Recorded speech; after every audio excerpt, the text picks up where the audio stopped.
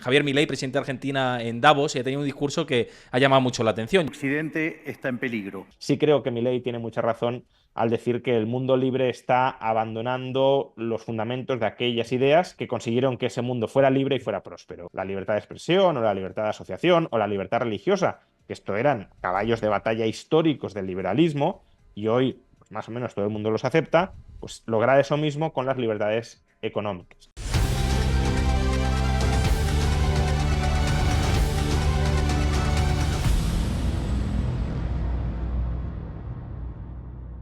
Antes de ver el vídeo al completo, recuerda darle a like, suscríbete a mi canal si te gusta este contenido y déjame tu comentario, que lo estoy esperando. Aquí quería comentarte, porque hoy ha hablado Javier Milei, presidente de Argentina, en Davos, y ha tenido un discurso que ha llamado mucho la atención. Yo sé que tú lo vas a analizar más en profundidad también en tus canales, que aprovecho para volver a decir lo mismo, que lo escuchéis y que lo veáis. Pero quiero mostrarte, digamos, el highlight de este discurso, que lo hemos visto en redes, y esto lo compartía Mar Vidal también, que desde aquí le invito a que también, si quiere, que se pase por mi canal alguna vez. Y bueno, vamos a escucharlo y comentamos un poco, y me das un poco tu visión.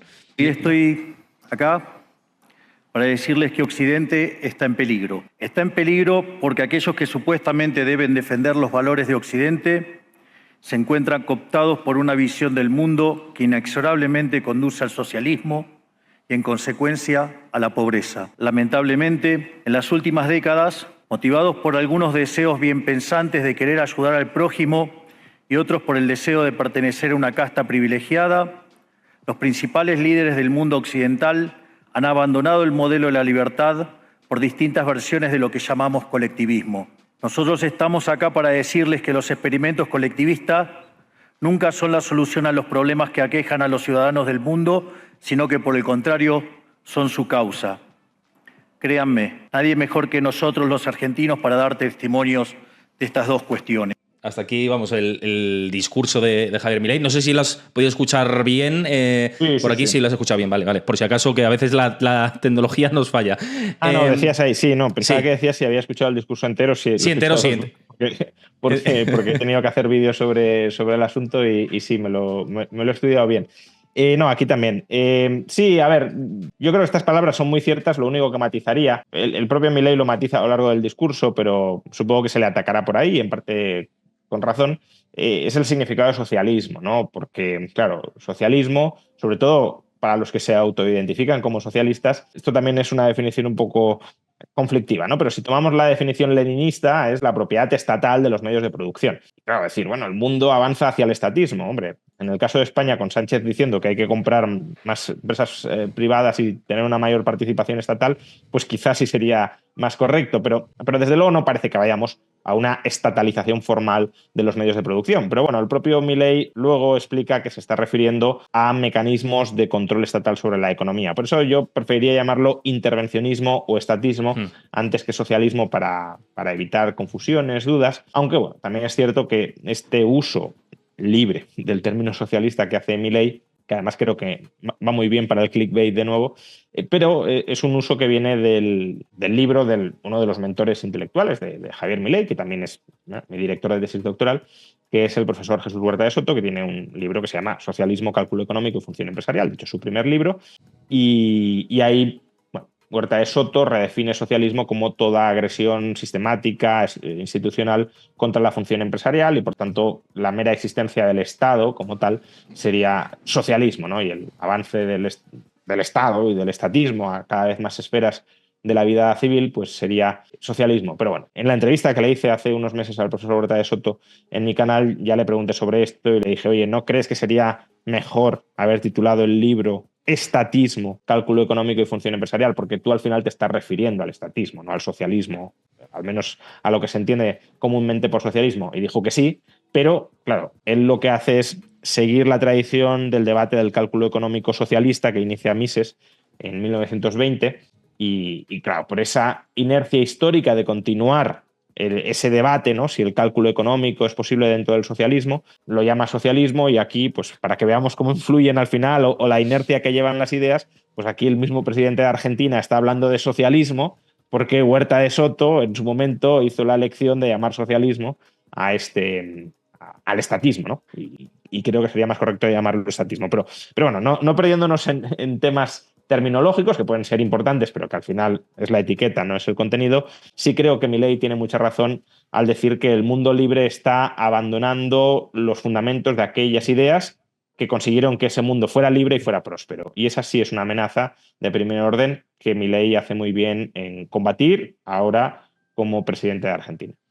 Claro, estoy de acuerdo además en esta última parte, pero yo creo, vamos, no sé, esto es una reflexión quizá más a título personal, que la importancia de los conceptos, tú mismamente lo has explicado, que muchas veces un mensaje, aunque tenga un fondo positivo dentro de una ideología, puede diluirse y puede agarrarse una parte de cierto colectivo, ¿no? a ese término para decir, no, lo que esta persona es un populista, ¿no? Y está agrediendo a una parte de la población que se considera socialista o, bueno, que tiene más o que comparte más esas ideas. No sé, esto te lo pregunto un poco como también a título personal. ¿Crees que debería un poco, ya que ahora tiene un cargo más de Estado, ir moderando más esa parte a nivel comunicativo? Yo creo ¿no? que ha moderado mucho. Yo creo que ha moderado mucho. O sea, si uno ve las intervenciones de Milei hace 4 años o 5 años en televisión o incluso en campaña electoral. No olvidemos que a su actual ministra de Seguridad la llamó montonera asesina, por ejemplo, porque era su rival en las elecciones, ¿no? Por el ala más conservadora. Yo creo que se ha moderado mucho. Yo personalmente, este Milei no es un estilo de Milei que me desagrade, ni mucho menos. El estilo prepresidencial, sí. Aunque siempre he dicho que, bueno, a la hora de divulgar ideas puede haber distintos estilos. Ese, desde luego, no es el mío, o no era el de Milei presidente no era el mío, ni mucho menos. El de insultar si hace falta a la gente, o el de gritar o ponerse en un tono muy histriónico, pero yo creo que ahora tiene un perfil muy institucional en las formas, es decir, yo no le reprocharía nada en las formas, y en el fondo, pudiéndose refinar el mensaje, como he intentado refinarlo antes, pues no es socialismo, es estatismo, vale, de acuerdo, pero en cuanto al fondo, yo creo que es tan radical como lo era antes, y eso me parece genial que lo mantenga, porque es una muestra de que al menos en el plano intelectual no se está dejando corromper. Esperemos que siga siendo así. Entonces, que haya moderado las formas y las haya vuelto más rigurosas, me parece muy bien. Es algo que a mí me hubiese gustado que hubiese hecho antes, pero a lo mejor no habría llegado donde ha llegado. Que moderara el mensaje o que lo camuflara o que no fuera duro y contundente en ese mensaje, no me parecería bien. Y creo que eso no lo está haciendo de momento, y el discurso de hoy en Davos es un ejemplo de que no se arruga, de que no se ha arrugado a la hora de decirles a las oligarquías, llamémoslo así, porque es así, a las oligarquías político-económicas globales, 4 cosas bastante bien dichas en la cara, sin perder las formas, obviamente, pero diciéndoles ustedes, sobre todo a los empresarios, porque yo creo que lo que más le duele a él, yo ha terminado el discurso haciendo un llamamiento a los empresarios para que vuelvan a coger la llama de la libertad y a defenderla. Ustedes se han corrompido. Es decir, ustedes han abandonado, los empresarios, ustedes que son el motor de la creación de riqueza, han preferido convertirse en casta, en parte del establishment mundial, a cambio de favores políticos, a cambio de ganar estatus social dentro de un mundo que ha ido abandonando las ideas de la libertad, y han traicionado los ideales de la libertad. Y eso se va a volver contra ustedes y se va a volver contra todos los demás, porque ustedes tienen una función social, pero no la función social que se les suele reclamar a los empresarios, no la de ESG y demás, no. Ustedes tienen una función social a la hora de empujar o defender el marco institucional que a ustedes les posibilita enriquecerse generando riqueza para los demás, y que a los demás, precisamente porque ustedes se enriquecen, les genera mayor prosperidad. Y si ustedes traicionan las bases de ese marco institucional, lo harán legítimamente, porque al final en una sociedad libre cada cual hace lo que quiera. Pero obviamente los que somos liberales se lo vamos a reprochar y les vamos a llamar, si lo queréis, traidores, ¿no? Y eso es lo que en esencia ha dicho hoy Milei, más allá de titular, ese matiz, ¿no? De que el socialismo está avanzando. De hecho, ha habido un momento que ha dicho las ideas colectivistas, ¿no? Porque también me ha gustado que, aunque ha usado varias veces el término socialista, luego la mayor parte del discurso ha hablado de colectivismo, no tanto de socialismo. Dice, las ideas colectivistas han penetrado en la política, en las universidades, en los medios de comunicación y, sobre todo, y esto es lo peor, dice Milei, en los organismos internacionales. Y lo está diciendo en un foro internacional donde se congregan pues, gente del Fondo Monetario Internacional, del Banco Mundial. Y creo que el mayor reproche ha sido hacia ellos. Bueno, hacia los empresarios por haberse dejado corromper y formar parte de ese establishment, y contra lo que hoy parte de la derecha, a mi juicio, de una manera un tanto, en ocasiones conspirativa, pero con un pozo de verdad, llama élites globalistas. Es decir, esas élites político-empresariales que aspiran, no sé si a un gobierno mundial, pero desde luego sí a que haya una mayor gobernanza global, claramente el Fondo Monetario, el Banco Mundial, la ONU y todos estos, pero la Unión Europea también. Sí, la Agenda 2030, ¿no? Estaba también como en contra de la Agenda 2030. Aunque afortunadamente, a ver, si hubiese mencionado la Agenda 2030, no habría por qué habérselo reprochado como tal, porque es verdad que ese impulso a la gobernanza global, creando instituciones supraestatales divorciadas cada vez más del control ciudadano, es verdad que uno de los argumentos a partir de los cuales se defiende es la Agenda 2030, pero desde mi punto de vista la crítica que se le hace a la Agenda 2030, que si uno mira los argumentos con los que se sostiene la Agenda 2030 es para criticarla, pero creo que hay un exceso de conspiranoia y de populismo en torno a ella. No porque no haya que criticarla, sino porque se montan unas películas y se ha terminado convirtiendo en un elemento señalizador del populismo de derechas de yo estoy en contra de la Agenda 2030 y lo tengo que decir para que tú y yo entendamos que los dos formamos parte del mismo clima de populismo de derechas. Entonces, si hubiese hecho una crítica razonable a la Agenda 2030, no habría estado de más, pero que no la haya mencionado, para mí mejor, porque en cierto modo señaliza que no siente una tentación demasiado grande de caer en ese populismo de derechas en el que no me gustaría que Javier Milei cayera. Y además también en otro momento del discurso, lo digo también para todos aquellos que le llaman de ultraderecha y demás, Javier Milei ha denunciado el colectivismo, de hecho, en todas sus ramas, el socialismo, el fascismo, el nazismo, la democracia cristiana, la socialdemocracia, el keynesianismo, bueno, quizá en algunos puntos de manera extremada en equiparar todo esto como si fuera lo mismo, pero es verdad que todos son vertientes colectivistas, estatistas, antiindividualistas, antiliberales, en diversos grados, y que las haya criticado a todas, las haya mencionado a todas, pone de manifiesto que al menos de momento, esperemos que en el futuro no cambie y, por desgracia, la política y el poder corrompe, o sea que no soy del todo optimista con respecto a ello, pero esperemos que en el futuro no cambie, pero de momento sí constituye una alternativa política distinta a todo lo que hemos conocido hasta la fecha. Y eso, no siendo yo muy proclive a creer en que la libertad vaya a venir desde la política, sino más bien desde la resistencia ciudadana a la política, creo que sí es un punto muy a favor, de momento al menos, de Javier Milei. Vamos, yo creo que esta parte queda bastante cerrada con el discurso de Milei. Además, para verlo más en profundidad, como vas a publicar o yo creo que ya está publicado el vídeo de este discurso al completo, lo podéis ver en el canal de Juan Ramón Rayo y lo tendréis ahí disponible. Y bueno, pues seguro que todo lo que comentas es todavía más en profundidad de lo que dices aquí, que merecerá bastante la pena. Mira, me preguntaba o decía más bien por aquí JM Mota por el chat, dice: no veo a España preparada para un partido realmente liberal. ¿Tú la ves preparada, España? Sobre todo por la desafección política que hay con los partidos tradicionales otra vez a día de hoy, o con los partidos más nuevos, pero que también generan desafección, ¿no? ¿Ves posible ese cambio? A ver, yo suelo decir que el triunfo de las ideas liberales no llegará cuando un partido libertario llegue al poder, sino cuando el discurso liberal se vuelva transversal entre todos los partidos políticos. Hasta cierto punto, el hecho de que hasta ahora haya sido un tabú, y por desgracia ha dejado de serlo, que el Estado español tenga participaciones industriales en empresas privadas, eso era un triunfo liberal.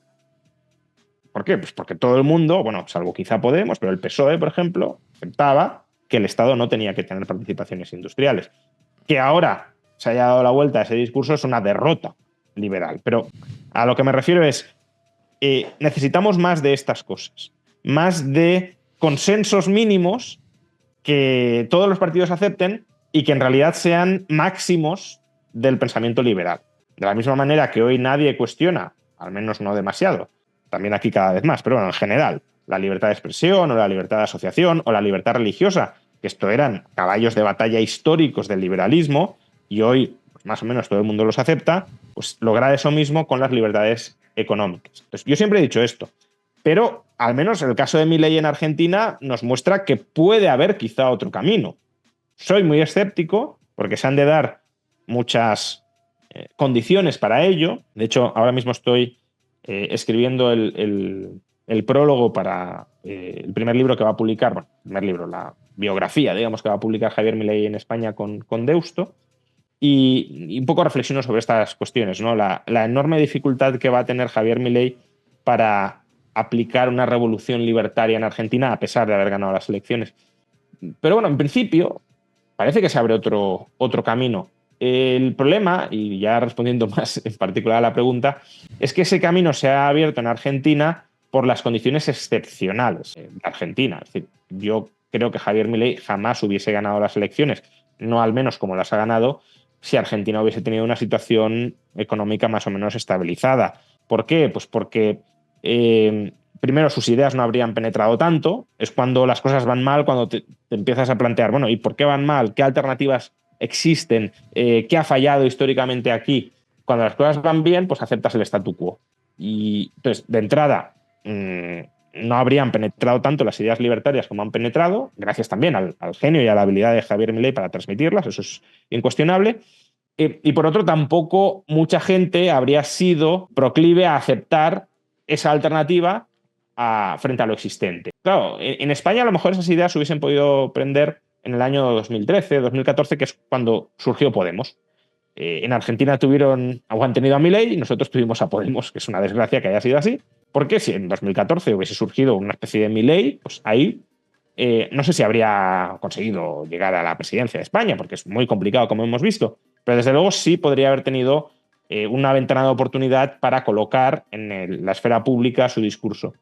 Hasta que no venga una crisis dura en España, y ojalá no venga, no estoy deseando que venga, estoy diciendo, hasta que no venga, no creo que haya otra ventana de oportunidad para discursos como el de Milei. Y además ha de ser ni para discursos como el de Podemos, dicho sea de paso, por eso también la extrema izquierda está como está.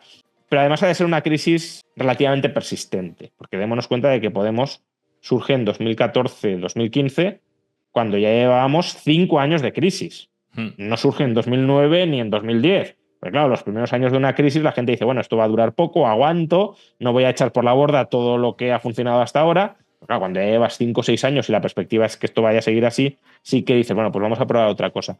Otra crisis de esas características yo no sé si va a tener España en las próximas, iba a decir décadas, a lo mejor es mucho decir, pero desde luego en la próxima década, y yo eso lo veo muy complicado. Lo veo muy complicado, pero eso no significa que no haya que seguir dando la batalla de las ideas para que, al menos para dar los golpes antiliberales que van surgiendo desde la política, y si es posible colar algunas ideas liberales entre la población y a través de la población en los partidos, poniéndoles camisas de fuerza para que no se excedan, incluso para que remen en favor de la libertad, pues tanto mejor. Pero eso, un Milei o un nuevo Pablo Iglesias, me da igual, por verlo desde la otra perspectiva, creo que no va a surgir en los próximos años en España y que no tiene oportunidad de surgir. Mira, una de las cosas que comentaban por aquí por el chat antes, en relación con este debate liberal y de las ideas de Milei y demás, como que chocaba mucho que Milei esté frontalmente contra el aborto, siendo libertario, liberal y demás, y que cómo veías esto tú desde tu posicionamiento liberal. Yo eso a mí no me choca tanto, me choca más y sí que ahí sería más crítico que esté en contra, por ejemplo, de la despenalización de las drogas o que esté en contra de la libertad migratoria.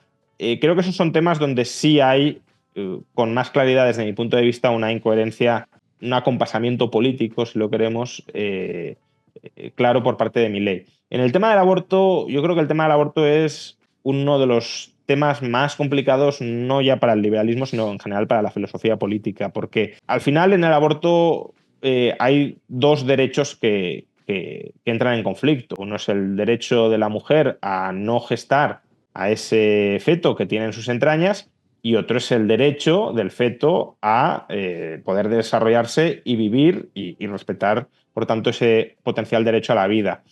¿Cómo se resuelve ese conflicto? Pues desprotegiendo al feto y considerando que el derecho de la mujer a no gestar tiene preferencia sobre el derecho del feto a desarrollarse y nacer y vivir. Pero es verdad que dentro del liberalismo ha habido pues, pensadores que han defendido que el derecho al aborto no es tal derecho porque ese feto no ha entrado ahí de casualidad.